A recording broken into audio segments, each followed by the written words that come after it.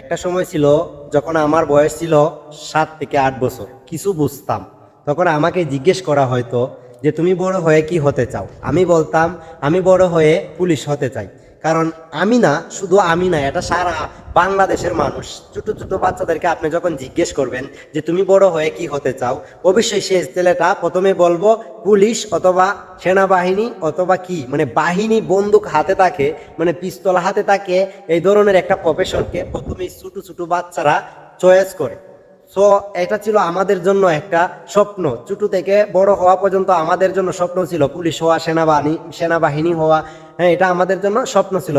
এখন দেখেন রিসেন্টলি যে সব আইনশৃঙ্খলা বাহিনী যে সব কাজ করতেছে, বাংলাদেশের আইনশৃঙ্খলা বাহিনী যে সব কাহিনী করতেছে সাধারণ মানুষের উপর, তো এখান থেকে তো বর্তমান জেনারেশন যারা আছি, আমরা যারা বর্তমান জেনারেশন আছি, আমরা কখনো পুলিশ বাহিনী, আইনশৃঙ্খলা বাহিনীকে পছন্দ করতে পারবো না। কেন করতে পারবো না? আসলে পুলিশ পেশাটাকে বর্তমানে সম্মানজনক পেশা হিসাবে কেউ দেখতেছে না।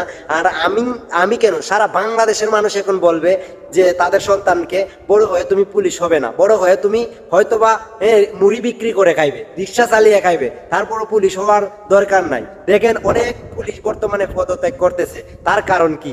তার কারণ হচ্ছে যারা অন্যায় এবং দুর্নীতিকে প্রশ্রয় দেয় না, যারা সত্যকে মিথ্যা বলে চালিয়ে দিতে পারে না, তারাই বর্তমানে পুলিশ পেশা থেকে অবসর নিতেছে, পুলিশ পেশা থেকে পদত্যাগ নিতেছে। আমি আপনাদের কাছ থেকে জাতি কি শিখবে? আপনারা যে সব কাজ করছেন, আজকে একটা ভিডিও দেখেছি, এক ভদ্রলোক তার স্যারের নাতনির অনুষ্ঠান ছিল, কি জন্মদিনের অনুষ্ঠান ছিল, কিছু খাবার বিতরণ করেছিল, আর পুলিশ বাহিনী রাস্তা থেকে তাদের খাবারগুলা অপহরণ করে নিয়ে গেছে। তার খাবারগুলা অন্য জায়গায় দেওয়ার কথা ছিল, রাস্তার মধ্যে পেয়েছে, তাকে পেয়ে কি করছে, খাবারগুলা ও তারা চিনিয়ে নিয়ে গেছে, নিয়ে তারা পরে ওই খাবারগুলা খেয়ে ফেলছে।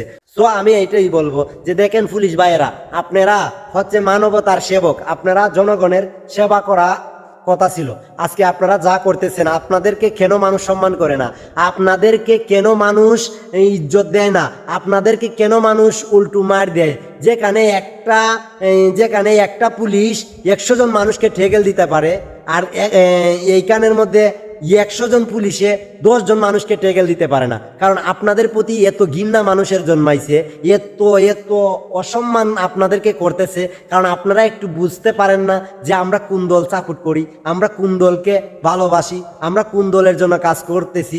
যে দলে সাধারণ মানুষ আমাদেরকে পছন্দ করে না, যে দলে সাধারণ মানুষ আমাদেরকে চায় না, এই সরকারকে চায় না, এই সরকারের কর্মকাণ্ডকে পছন্দ করে না, আমরা পুলিশ বাহিনী এই সরকারের হয়ে এই সাধারণ মানুষদের কিভাবে এই ধরনের অত্যাচার করতে পারি? আসলে ভাইয়েরা, আপনারা কি এগুলা বুঝতে পারেন না যে জনগণ যে এই সরকারকে চায় না?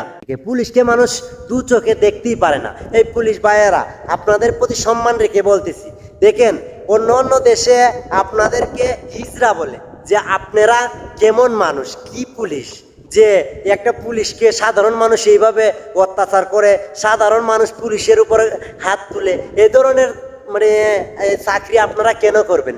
যেখানে আপনাদের কোনো ইজ্জত নাই, আপনাদেরকে কোনো মানুষ সম্মান দেয় না, তো এই চাকরি আপনার করার কি দরকার? আপনার তো একটা ফ্যামিলি আছে। আজকে আপনি কার জন্য আপনি এইরকম মানুষের উপর নির্যাতন করতেছেন, মানুষকে হত্যা করতেছেন, মানুষের উপর লাঠি শুটা করতেছেন? একদিন দেখেন আপনার ফ্যামিলি থেকে যখন আপনাকে বিদায় নিতে হবে, কি হবে? আপনার এই সুন্দর পৃথিবী ত্যাগ করে চলে যাইতে হবে।